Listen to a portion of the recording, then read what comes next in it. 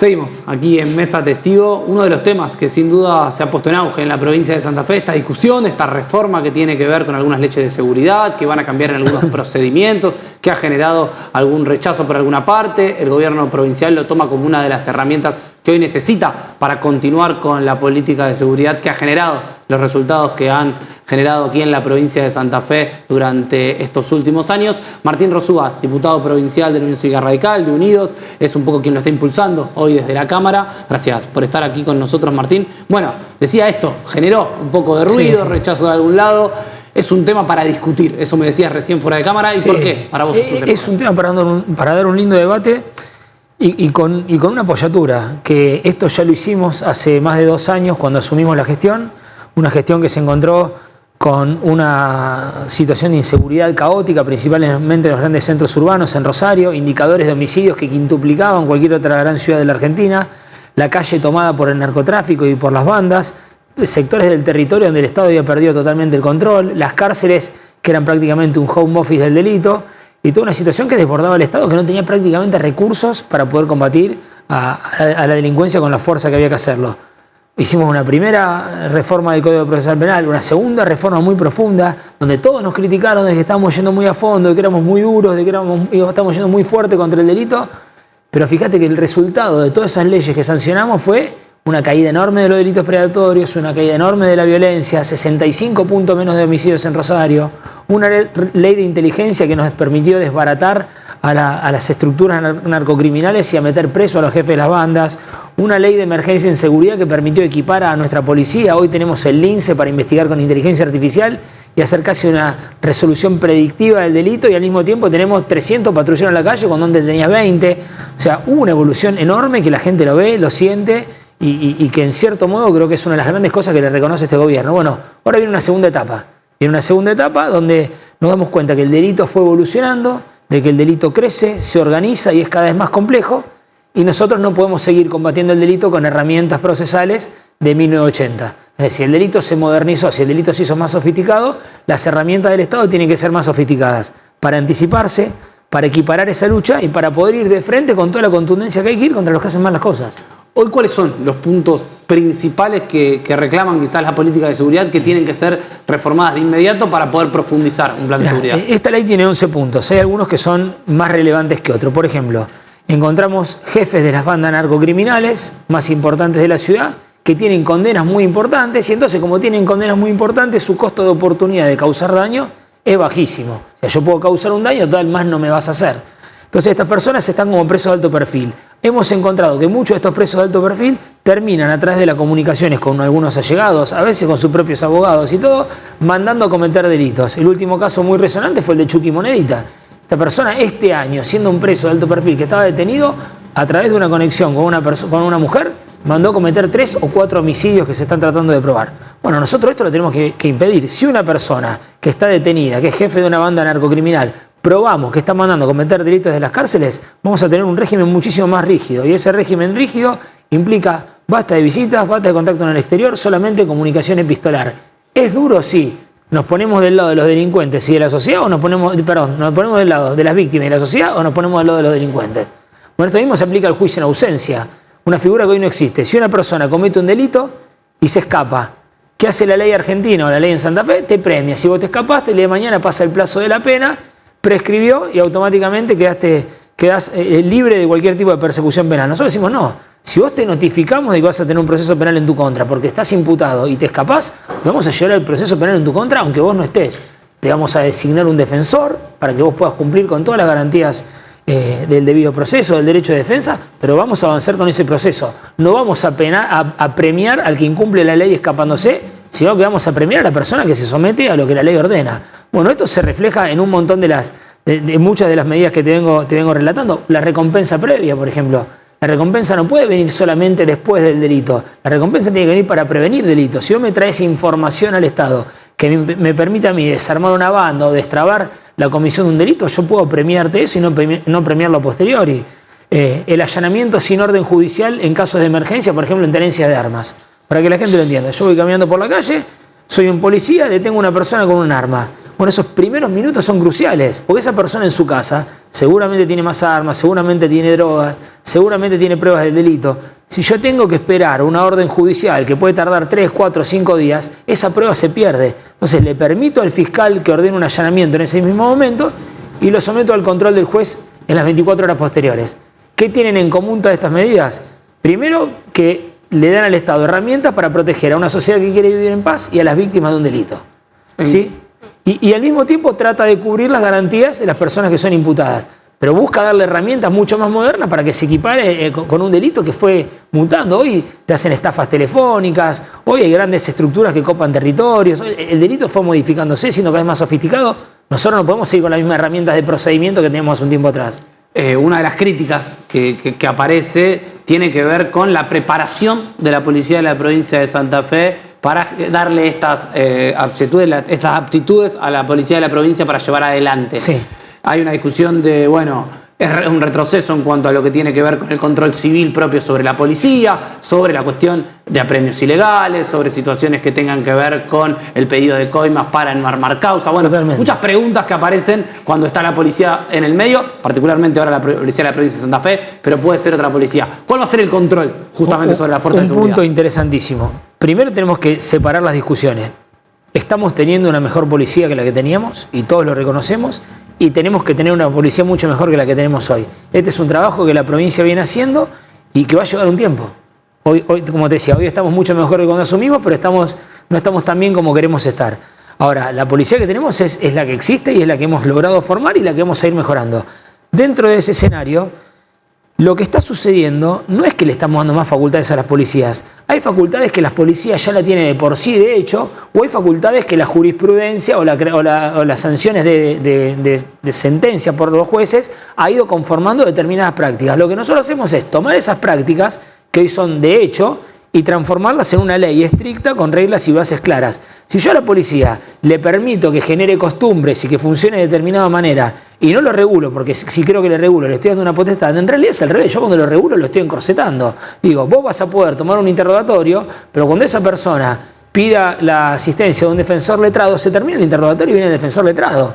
Y bueno, vos vas a poder ir a ocupar un territorio cuando en ese territorio sea un polígono de la ciudad de Rosario, es decir, un barrio, escasas cantidad de cuadras, donde el Ministerio de Seguridad haya decretado que existe una violencia exacerbada. Nosotros lo hemos vivido en Tablada, lo hemos vivido en Empalme. Hubo épocas en las que en 12 polígonos de la ciudad de Rosario tenemos el 85-90% de los homicidios. Ahí el Estado no se puede retirar porque perjudica al vecino. El Estado tiene que tener una presencia policial aumentada y con autorizaciones especiales como requiere una situación especial como esa. Yo creo que si este tema lo sacamos de la teoría jurídica, lo sacamos del debate parlamentario y se lo llevamos al común de la gente, es casi inexplicable que no exista un rosarino que no apoye esta situación por la crisis de la que venimos y por el lugar al que nos queremos dirigir, ¿no? En cuanto a esto de tener que sentar lo parlamentario, lo que tiene que ver con lo jurídico, la idea es que se dé una discusión en la cual se puedan escuchar por lo menos todos los puntos de vista, intentar generar una reforma que por ahí aglutina todos los espacios, no digo políticos, pero sí a todos los espacios de la sociedad. Sí, totalmente. Primero creo, me parece que es un punto interesantísimo. Primero nos tenemos que escuchar entre los legisladores. Y yo propongo algo, dije el otro día, no vayamos a esa mesa de discusión con una mochila de sesgo ideológico. Porque si transformamos esta discusión entre mano dura versus garantismo, le vamos a terminar errando. La discusión tiene que ser cómo dotamos al Estado de herramientas eficaces para combatir el delito. Entonces, al sacarnos el sesgo ideológico y ponernos con una mirada pragmática, una mirada de sentido común, vamos a estar mucho más cerca de poder alcanzar acuerdos. Para eso no tenemos que tener opiniones generales, tenemos que tener opiniones particulares de cada uno de estos institutos. Revisemos el Instituto de la Recompensa, revisemos el Instituto del Allanamiento a las personas que tienen armas, revisemos el Instituto del Juicio por ausencia, de la audiencia informativa. Bueno, separemos cada uno de estos puntos y veamos en cuánto ayuda, qué es lo que mejora este procedimiento y cuáles son los controles que tenemos que tener para que no se alteren las garantías constitucionales. Esto tiene que ser un equilibrio entre darle herramientas al Estado para perseguir el delito sin menoscabar o llevando al límite de no menoscabar las garantías constitucionales. Y a partir de ahí creo que tenemos que escuchar a los principales actores del sistema, que son los jueces y los fiscales, que son quienes van a aplicar después estas leyes. Yo permanentemente tengo charlas con los actores del sistema porque son los que te pueden marcar en esto hay que tener mucho más cuidado, en esto hay que corregir. Bueno, tenemos que estar abiertos a corregir y a mejorar este instrumento legislativo. Y después creo que también por primera vez tenemos que empezar a escuchar a las víctimas. Es algo que estamos hablando antes de arrancar la nota. Digo, creo que tenemos que escuchar a los que han sufrido. Yo quiero escuchar a la mamá de Bruno Busanich, a ver qué opina sobre estas medidas. Quiero escuchar a quienes han sido víctimas de delitos violentos en la ciudad de Rosario, porque nosotros no queremos volver hacia ahí. Y esas son voces que tienen que ser escuchadas. Así como tiene mucha importancia la voz de la teoría procesal penal, también tiene que tener importancia la voz de las víctimas que te dicen en qué sociedad quieren vivir. En cuanto a las discusiones que han aparecido, una tuvo que ver con la cuestión de poder llevar durante 48 horas a alguien detenido para la averiguación de antecedentes. ¿Es así? ¿No es así? ¿Por qué el tiempo? Son muchas discusiones que se dan y yo escucho que hay dirigentes políticos o legisladores que las dan sin haber leído el texto de la norma. En realidad, nosotros aumentamos muchísimo los plazos de detención sin ir sin llevarlo a una audiencia imputativa. Cuando hicimos la primera reforma del Código Procesal Penal, era un plazo que estaba más o menos en 2 días y lo llevamos, si formabas parte de una banda narcocriminal, a 15 más 15.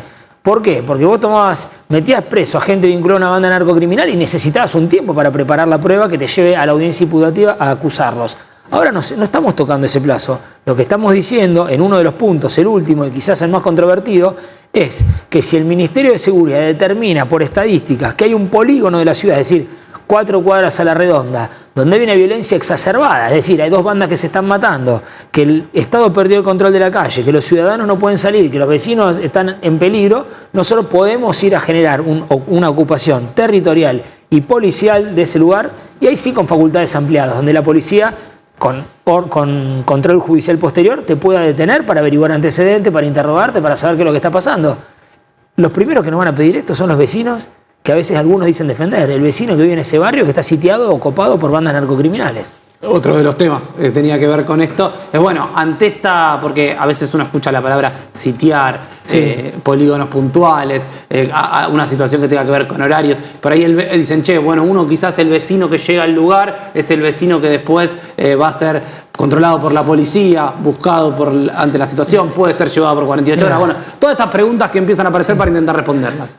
Primero, que hay un tema que hay que marcar de la ley que es muy interesante. La ley no quita los controles, sino que lo que hace a veces es modifica el orden. Permite que el fiscal allane con el control judicial posterior, permite que la policía detenga con el control judicial posterior. Lo que te hace es un ejemplo muy concreto. Si hay una casa que se está quemando y vienen los bomberos con la manguera, no te dice que llenes 20 protocolos. Primero apaga el incendio y después llenamos los protocolos. Bueno, acá lo que se hace es, se ponen a todos los controles, no se los aflojan, sino que se los ordena de un modo tal que hace que el Estado pueda llegar preventivamente. A mí no me sirve que el policía llegue a recoger los casquillos y a poner una cinta cuando el homicidio se cometió. A mí me sirve que la policía llegue antes y evite que en ese territorio copado por el narcotráfico exista esa cantidad de homicidios. En el caso que vos decías es muy sencillo, es un barrio complicado donde hay una violencia exacerbada que se determina por una notificación y por una definición del Ministerio de Seguridad, y a partir de ahí aparecen facultades policiales ampliadas como controlar quién ingresa y quién sale del barrio, control de ciertos horarios, control de la circulación y también poder fijarse los antecedentes. Hoy quizás esto nos parece excesivo, pero será una herramienta que tenemos y que no tendremos que usar. Pero acordémonos lo que pasaba hace 2 años, cuando teníamos 12 lugares de la ciudad totalmente focalizados donde las bandas se estaban matando entre sí y cada 2 por 3 moría un nene, moría un trabajador, moría una ama de casa. Bueno, nosotros tenemos que tener la herramienta para, si eso recrudece, combatir. Porque lo que tenemos que tener presente es que mejoramos un montón, pero que el delito está ahí latente. No se termina de un día para el otro. Es una batalla ganada, pero es una guerra que nosotros estamos dando y que necesitamos herramientas que nos permitan, como te decía antes, sin menoscabar las garantías individuales, nos permitan ir contra el delito con toda la contundencia. Por último, Martín, sí, para terminar, la urgencia que tiene que ver con estas herramientas que necesita, obviamente, como planteas el Ministerio de Seguridad, para intentar llevar adelante diferentes intervenciones, y los tiempos de discusión de un tema tan complejo, sí. ¿Cómo chocan esa cuestión del tiempo, por un lado, de la urgencia, y un tiempo de discutir algo? El tiempo legislativo es importante que lo tengamos porque la experiencia me indica que en las 2 reformas anteriores del Código Procesal Penal y en las 12 leyes de seguridad que sacamos, todo el debate parlamentario hizo que las leyes fuesen mejor que las que habían ingresado. O sea, el Ejecutivo tiene una mirada, ingresa una ley, el aporte de distintos sectores, escucharnos entre todos, debatir, en general ha mejorado el proceso legislativo. El tema es que en esa mesa hay que sentarse, como te dije antes, sin sesgos ideológicos y de buena fe. Creo que mientras lo hagamos de ese modo vamos a hacerlo rápido y bien. Muchas gracias, Martín. Muchas gracias a vos. Martín Rosúa, diputado provincial de la OCR de Unidos, que nos daba detalles de este nuevo paquete, de estas nuevas leyes que proponen desde el Ejecutivo Provincial para seguir fortaleciendo la política de seguridad pública.